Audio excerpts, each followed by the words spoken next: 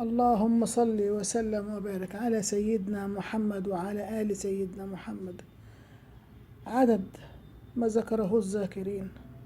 اللهم صل وسلم وبارك على سيدنا محمد وعلى آل سيدنا محمد عدد ما غفلوا عن ذكره الغافلين. يا أهلا بكم يا حبايبي. النهارده هجيب لكم أكلة من أكلات زمان، الزمن الجميل، اقتصادية وطعمة جدا وموفرة وفي نفس الوقت الكل بيحبها. زي ما قلنا برضه فطيرة البطاطس دي هتبقى صينية العجة بالبطاطس. احنا قلنا البطاطس ليها دور معانا كويس، بس حقيقي ما فيش أجمل من كده، مش هتلاقي حد عملها أبدا، لأن دي كانت بتتعمل من الثمانينات عندنا في البيت. احنا بنطلع المخزون القديم لحبايبنا الحلوين اللي هم عائلتنا الجديدة، الأسرة بتاعتنا التانية، أسرة القناة بتاعتنا. حط أي مادة دهنية على النار أهوي.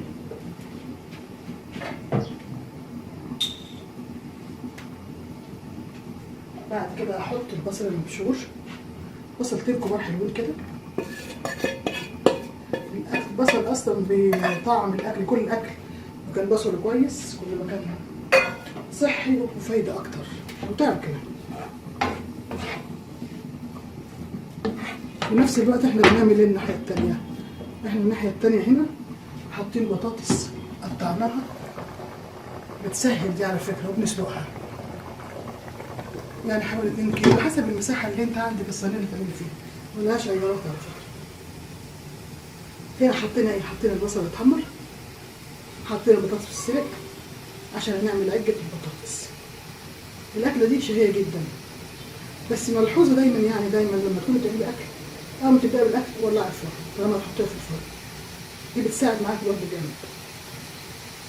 بس في هنا بقى الأكل دلوقتي لما بضيع الفرن أشوح البصلة تدبل بس شوية كده، والخطوات كلها جاية ورا بعض، والبطاطس تتسلق هصفيها وهرسها، يعني فيها شبه كبير من البطاطس من فكرة البطاطس اللي عملناها. الهرس بتاعها هي عادي، وهتشوفوا دلوقتي كل حاجة. هتم معاكم وهشوف لكم، وما تيجي بقى نحط المرحلة التانية كل مرة هتكون كل حاجة قدامكم. هنسيب البصلة تتدبل مع بعضها، وفي نفس الوقت احنا متابعينها كده بدأت تتم كده اهي تاخد وضع الصح. هنا نحط ال3 فصوص ثوم مفرومين عشان الثوم طبعا ليه تأثير جامد مع العجة، وعموما حتى لو فكرة بطاطس هتحط برضه الثوم معاها مفيش مشكلة، مش وحشة البطاطس اللي احنا عملناها كده. هنسيبه شوية كده يشم النار بسيط، وننزل عليه بعد كده خطوة خطوة بالحاجات اللي احنا بتاعتنا اللي احنا ننزل فيها. هنا البطاطس عايزين نشوف استوت ولا لا.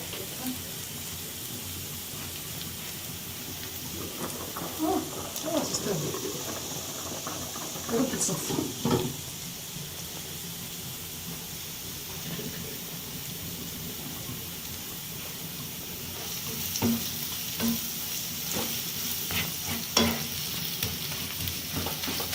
ده هنعمل ايه بقى دلوقتي؟ احنا حطينا الاول بصل مبشور، بعد كده حطينا شويه ملح وكمون، ده اساسي كل اكل. بعد الملح والكمون حطينا 3 فصوص ثوم، اما الملح ده البصل بدا ينفش. هنا طبعا حزمه بقدونس طبعا غسلناها وقطعناها وحطيناها عليها.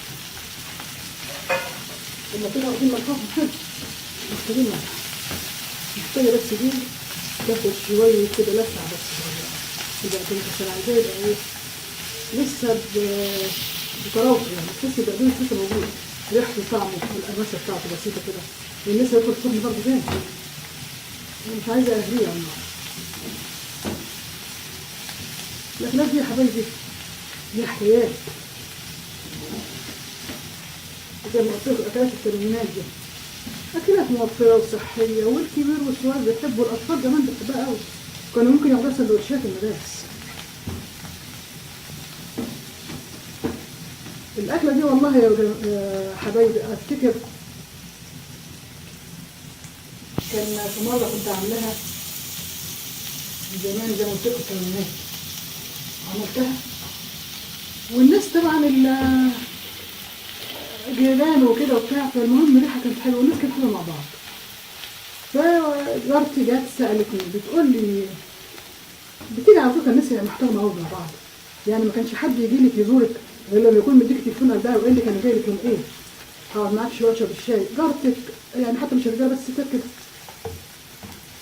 فكنا بنستأذن من بعض، انا جاي فاضيه يوم كذا هجي لك اقعد اشرب معاك الشاي شويه، اقعد معاك شويه. فالمهم هي جايه جارتي في يوم عندي وقاعدين مع بعض، فبتقول لي صحيح يا مدام انا في حاجه كنت عايزه اسالك عليها، احنا كنا مع بعض حلوين جدا، مفيش حته الناس تخبي من بعض والناس تعمل حاجات كده لا، ما كانت ناس حلوه قوي. فبقول لها قولي حبيبتي انت، قالت لي في ريحه كده كانت طالعه من عندك، كنا ساكنين في عماره واحده، كانت حلوه قوي، ريحتها جميله قوي. الحاج على جوزها، الحاج كان طالع بيقول لي ده المدام ام فلان دي عندها كانت ريحه طالعه من عند اكلها حلوه قوي. فبتقول له قعدت تسمي له اكلات، قال لها لا لا لا انا ريحه عمري ما شميتها. قالت له خلاص انا هسالها واعرف هي ايه الاكله دي. فعلا وهي قاعده بتقول لي انت قلت لي طب كان يوم ايه يا حبيبتي؟ انا كنت عارفه كل يوم بعمل اكله ايه وعارفه النظام، مش توهنا زي الوقت احنا كده. قالت لي كان يوم الاثنين. قلت لها ضحكت قلت لها ده كانت عجه بالبطاطس. قالت لي بقى عجه بالبطاطس ده كان بيقول لك ريحتها، قلت لها فعلا ريحتها جميله وشهيه جدا، واللي ما يعرفش دي هيستغرب ايه الريحه دي، يحس انها حاجه ايه جامده، وهي بسيطه جدا ومش مكلفه ولا فيها لحوم ولا حاجه، كل اللي فيها حاجات بسيطه جدا وموجوده في البيت وبنعملها على طول، يعني الحاجات في البيت دي على طول موجوده، يعني كان البطاطس موجوده، البصل موجود، البقدونس عادي، البيض، كل الحاجات دي موجوده في البيت عندنا. فعلا يعني فعلا كانت ايام جميله جدا. عشان كده انا كل فتره والتانيه بعمل الاكلات القديمه دي، بتفكرنا بالزمن الجميل والناس الحلوه والجيران اللي كانوا مع بعض، مفيش بعد كده احترام ومفيش ده تخبي من ده، لا الناس كانت حلوه مع بعض قوي. كده احنا خلصنا المرحله دي، هنطفي احنا دلوقتي البوتاجاز. كده النار كانت هاديه قوي على فكره، كنت بديها النار قوي. كده طفيت البوتاجاز واسيبها تتهوى شويه كده عشان اعرف كمان اهرس البطاطس مولعه طبعا، وهرجع لكم اصفي البطاطس وارجع لكم يا حبايبي.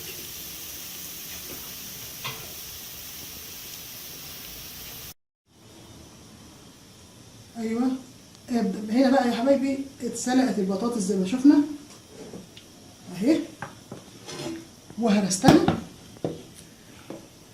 وجبت 7 بيضات كسرتهم. هنا ليونة البطاطس هي اللي تحكم لك البيض ولا لا. هنحط اول حاجه هنا شويه زيت في الصينيه عشان كل الحاجات دي ما فيهاش ميه ولا فيهاش سوائل، هي شويه زيت في الصينيه. بعد كده هنجيب البيض، البطاطس اللي احنا سلقناها دي، وهنحطها على البطاطس. البيض المضروب ده بس اجيب شويه باكنج باودر صغيره، يعني هحط شويه باكنج باودر كده،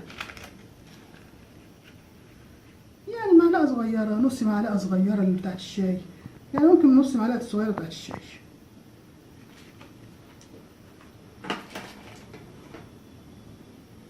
وهنحطهم كلهم على بعض هنا، 7 بيضات على شويه باكنج باودر، شويه صغيرين على طرف معلقه الشاي، يعني مش كتير.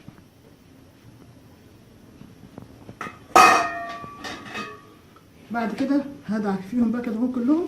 انا استنيت لما البطاطس تبرد عشان البيض ما يستويش في سخونيه البطاطس. هجيب بقى صينيه الخلطه التانيه اللي هي البصل،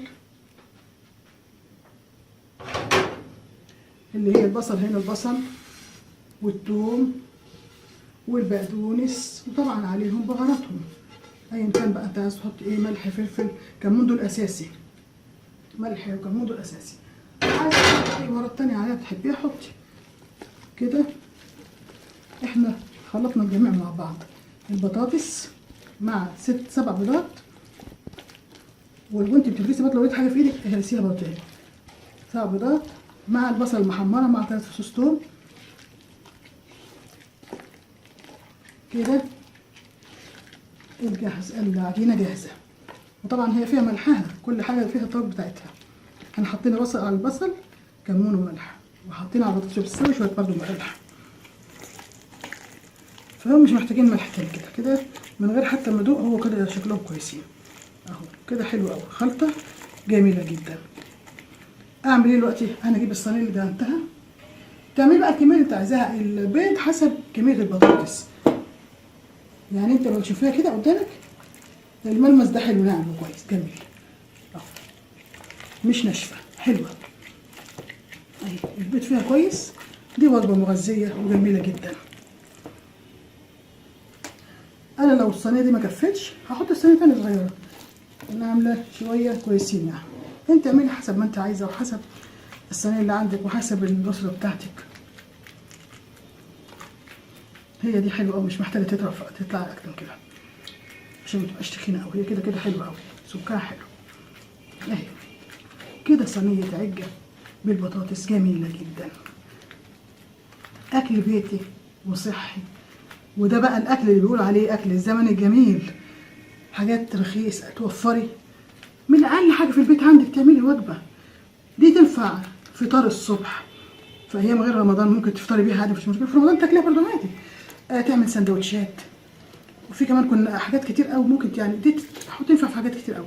بالليل في وقت عشاء ممكن تتاكل مع اي حاجه، يعني هتشوفيها بعد كده ما تستوي وهتعمليها وجربيها، ملهاش اي بصراحه ربنا، في كل حته تلاقيها تتاكل موجوده. ده في الفطار في رمضان تاكليها، في الفطار العادي هتلاقيها موجوده برضو، سندوتشات تنفع. هي متكامله الغذاء، يعني بطاطس، بيض، البصل والبقدونس، كل ده حاجات مغذيه. نحطها في الفرن ونشوف في الفرن، وهتابعها يعني دلوقتي الفرن على اعلى حراره زي ما اتفقنا ان احنا بنشغل الفرن واحنا بنبدا نشتغل في الاكل كده على اعلى حراره. بعد شويه لو لقيتها حاسه ان هي احمرت شويه اهدي النار، ما احمرش، الفرن مختلف كل فرن عن التاني. هتبقي متابعاها برضو، هشوفها اما تستوي هوريها لكم.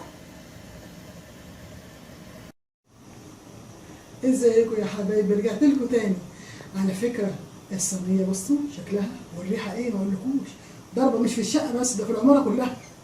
ريحه جميله جدا، ريحه الخضره مع البيض مع البطاطس مع البصل مع الثوم، ريحه كوكتيل هايله. واثناء ما بعملها حطيت في الفرن جنبها قرنين فلفل كده، اللي يحب يشوي فلفل يشوي زي ما تحبي يعني، بس هو بصراحه هي جت قدامي لقيت فلفل قلت احطه، مش اساسي يعني. بس ادي صينيه العجه جميله جدا، وفي نفس الوقت عمليه ومفيش بعد كده اهي، هايله يعني.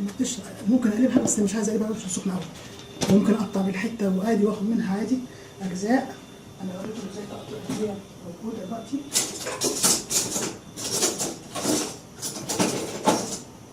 هنعملها دلوقتي لو حبينا نقطع منها الوقت اهو اهي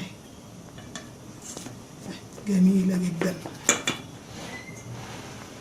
مستويه خالص اهي، لا بتلزق ولا حاجه، مستويه خالص اهي، جميله في منتهى الجمال، مفيش بعد كده.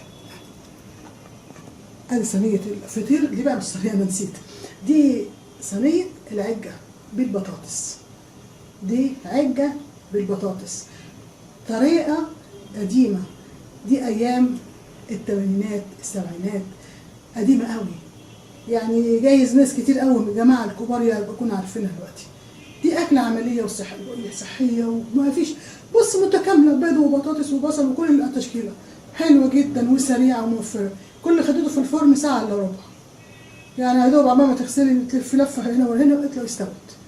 جميله جدا وبالهنا والشفا، واستنونا هنجيب لكم اكلات كتير حلوه وقديمه من ايام الزمن الجميل، وايام وحاجات كلها بسيطه وسهله وفي البيت وموفره. والف هنا وشفا.